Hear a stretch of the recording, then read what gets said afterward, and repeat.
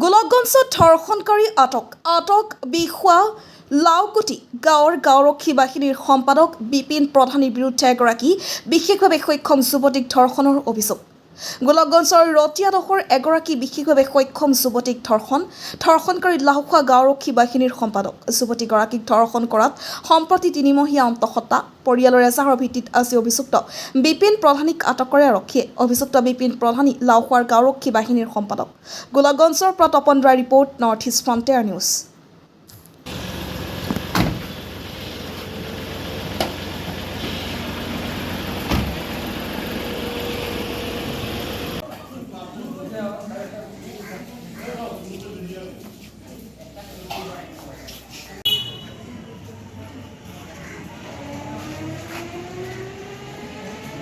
কি হয়েছে কোন তো?